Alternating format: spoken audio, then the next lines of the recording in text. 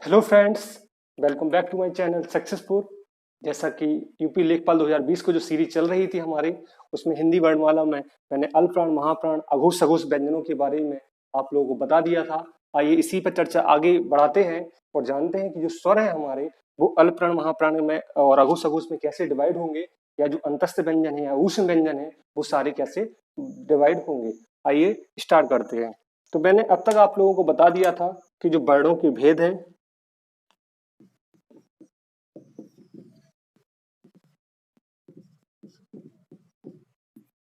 जो वर्णों के भेद हैं उनको डिवाइड दो तरीके से किया गया था। एक आपका श्वास के आधार पर और दूसरा आपका किया गया था गूंज या नाद के आधार पर। तो अल्पप्राण में हम लोगों ने जाना था कि आपका कौन सा 1, 3, 5 यानी हर वर्ग का 1, 3, 5 व्यंजन अल्पप्राण में आता है, और महाप्राण में दूसरा और चौथा। ये मैंने पिछली वीडियो में बता दिया था। अगर आप लोगों ने वो वीडियो विजिट नहीं की है तो पहले इसके पहले वो वीडियो विजिट कीजिए। लिंक नीचे इस वीडियो में दी जाएगी और वहां पर आप लोग समझ लेंगे कि वर्णों के भेद अल्पप्राण, महाप्राण, अघोष सघोष मैंने कैसे बताए हैं। उसके बाद यहाँ पर आप ये वीडियो देखिए। तो अल्पप्राण 1, 3, 5 और महाप्राण दूसरा और चौथा। ऐसे ही अघोष में आपका पहला और दूसरा हो जाएगा, और सघोष में आपका तीसरा, चौथा और पांचवा और व्यंजन आ जाएगा। अब ये बात तो होगी व्यंजनों की कि का वर्ग या चा है या टा है या ता है या पा है, इन वर्गों को कैसे हम लोगों ने डिवाइड किया, श्वास और गूंज या नाद के आधार पर। लेकिन जो बाकी जो स्वर बचे हुए हैं या जो अंतस्थ व्यंजन है या जो ऊष्म व्यंजन है, उनको हम लोग कैसे डिवाइड करेंगे वो सारी चीजें अब देखते हैं। तो अल्पप्राण में आपके क्रमशः 1, 3, 5 व्यंजन तो आएंगे, साथ में इसमें आपके पूरे स्वर, और स्वर हमें जितने भी काउंट करने हैं, कितने काउंट करने हैं, हर बार 11 ही काउंट करने हैं यहाँ पर, क्योंकि 13 नहीं, स्वरों की जो सही संख्या है वो 11 है। अंग और आहा को हटा दिया गया है। इसके बाद 1, 3, 5 सारे स्वर और आपके या, रा, ला और वा। ठीक है। ऐसे ही महाप्राण में आपका दूसरा, चौथा प्लस इसमें आ जाएंगे आपके ऊष्म व्यंजन। कौन से व्यंजन? ऊष्म व्यंजन, यानी मैं लिखे देता हूं आपके जो तीनों शाह है और हा है। ठीक है ना। इसके बाद अघोष की बात करते हैं अगर हम लोग, तो अघोष में आपके तीनों शाह,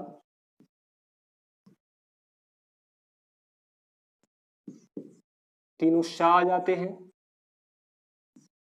और आपका पहला और दूसरा व्यंजन आ जाता है। सघोष की बात करते हैं तो इसमें तीसरा, चौथा, पांचवा प्लस स्वर 11 और आपके या, रा, ला, वा और हा। वैसे तो बहुत इजी है, लेकिन थोड़ा बस ध्यान करना है हम लोगों को कि यहाँ पर तीनों शा और हा है और यहाँ पे केवल तीनों सा है। यानी महाप्राण और अघोष की बात करें तो यहाँ पे तीनों शा और हा है, यहाँ पर हा नहीं है। हा जो है वो कहाँ आ जाता है आपका सघोष में। अब आइए संख्या इन लोगों की देखते हैं, कितनी टोटल संख्या बन रही है। तो क्वेश्चन पूछा जाता है कि अल्पप्राण में अल्पप्राण की संख्या कितनी होती है टोटल। तो यहाँ पे संख्या देखते हैं हम लोग। सबसे पहले 1, 3, 5 हर वर्ग से यानी 3 व्यंजन, तो 5 वर्ग अपने हैं तो कितने हो जाएंगे? 15। इसके बाद स्वर देखते हैं 11, इसके बाद यार अलावा 4, तो टोटल संख्या होगी अपनी 15, 11 यानी कितने हो गई है? 15, 10, 25, 1, 26 और 4, 30 यानी 30। इसके बाद महाप्राण दूसरा, चौथा हर वर्ग से, यानी एक वर्ग से 2 व्यंजन, यानी 5 वर्ग से आपके कितने हो जाएंगे? 10 व्यंजन, 10 ये हो जाएंगे और 4 ये, टोटल कितने हो गए? 14। तो आपके जो अल्पप्राण की संख्या कितनी आई टोटल? 30, और महाप्राण की टोटल संख्या 14 आई। यहाँ पे अघोष की देखते हैं, हर वर्ग से 2 यानी 10 और 3 जे तो हो जाएंगे 13, 10 और 3, 13।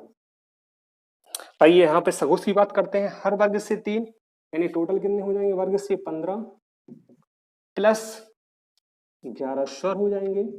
इसके बाद यार अलावा हा 5 जे हो जाएंगे, तो 15 और 11 कितने हो जाएंगे आपके? 26 और 5, 31। तो अल्पप्राण की संख्या टोटल 30 आ गई है, महाप्राण की टोटल 14 आ गई है, अघोष की 13 हो गई है और सघोष की 31 हो गई है।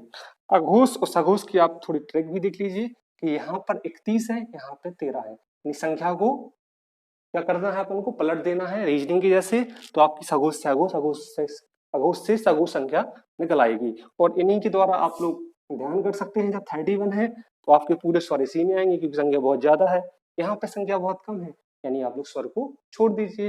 ये थोड़ा सा ट्रिक है याद करने की, बाकी मैंने पूरे अच्छी तरीके से समझा दिया है, एक बार और आप लोग नोट कर लीजिए। इसी के आगे हम लोग चर्चा जारी रखते हैं और क्या वर्णमाला में आप हम लोगों को आगे पढ़ना है।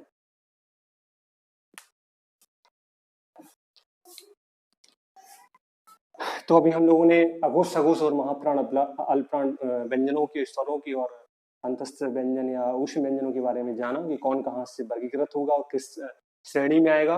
आइए चर्चा करते हैं हम लोग अब स्वरों के भेद की, कि स्वरों के भेद कितने प्रकार से डिवाइड किए गए हैं। तो इसके कुछ प्रकार जो हैं, उसमें पहला प्रकार आता है आपका उच्चारण के आधार पर। उच्चारण के आधार पर स्वरों को डिवाइड किया गया है आपका 3 तरीके से। एक आपका हो जाएगा पहले ह्रस्व, या इसको कहते हैं लघु, या इसको कहते हैं एक मात्रिक। ह्रस्व हो या लघु हो या एक मात्रिक हो, तीनों ही एग्जाम में लिख कर आ सकता है। इसका मतलब ये है कि जो आपके छोटे स्वर होंगे, यानी आ है, ई है, ऊ है या रिर, ये चारों ही आपके किस में आएंगे, ह्रस्व, लघु या एक मात्रिक में आएंगे। इसके बाद दूसरा जो आपका है दीर्घ है, या आपका गुरु है, या आपका द्विमात्रिक है। इसमें आपके जैसे बड़ा हो गया, और बड़ी ई हो गया, बड़ा ऊ हो गया, ये ही आपके आएंगे दीर्घ में, या दीर्घ या गुरु या द्विमात्रिक। इसके बाद जो तीसरा आता है भेद, वो होता है संयुक्त का, इसको भी द्विमात्रिक कहा जाता है। इसमें आपके आएंगे ए, आई, ओ और औ। तो इसको ह्रस्व क्यों कहा जाता है, क्योंकि ये छोटे होते हैं, ह्रस्व मतलब छोटा होता है, इसमें कोई मात्रा नहीं होती, एक मात्रा होती है, इसलिए एक मात्रिक भी कहा जाता है। ये छोटा हो गया, छोटी ई, छोटा ऊ और ऋ, ये आपके क्या है, ह्रस्व, लघु या एक मात्रिक स्वर होते हैं। इसके बाद दीर्घ यानी बड़ा, गुरु बड़ा, द्विमात्रिक दो मात्राएं, छोटा प्लस छोटा बड़ा, छोटी प्लस छोटी बड़ी, छोटा ऊ प्लस छोटा ऊ यानी बड़ा ऊ। तो ये आपके किस में आ जाएंगे, आपके चारों तीनों ही दीर्घ, गुरु या द्विमात्रिक में आ जाएंगे। इसके बाद बात करते हैं संयुक्त की, तो इसमें भी दो मात्राएं होती हैं चारों, इसलिए इसको भी द्विमात्रिक कहा जाता है। अब जो कैसे बनते हैं, संयुक्त क्यों कहा जाता है, तो मैंने पहले ही बता चुका हूं आपको कि जो ए री का है वो आ प्लस ई से मिलके बना है, और आई एनक का जो है वो आ प्लस ए से मिलके बना है। ऐसे ही आपका ओ आ प्लस छोटा ऊ से मिलके बना है, और औ आपका आ प्लस ओ से मिलके बना है। तो ये आपके कौन से कहलाएंगे, आपके ये कहलाएंगे संयुक्त, क्योंकि ये दो स्वरों से, दो भिन्न भिन्न स्वरों से मिलके बने हुए हैं। और जो दो समान स्वरों से मिलके बने हैं वो दीर्घ या गुरु या द्विमात्रिक, वो जी केवल जिसमें एक स्वर का यूज हुआ है वो आपके ह्रस्व, लघु और एक मात्रिक हो जाते हैं। तो ये पहला भेद है जो हम लोगों ने जाना स्वरों का। इसके बाद आइए दूसरा भेद के बारे में चर्चा करते हैं। दूसरा भेद आपका हो जाएगा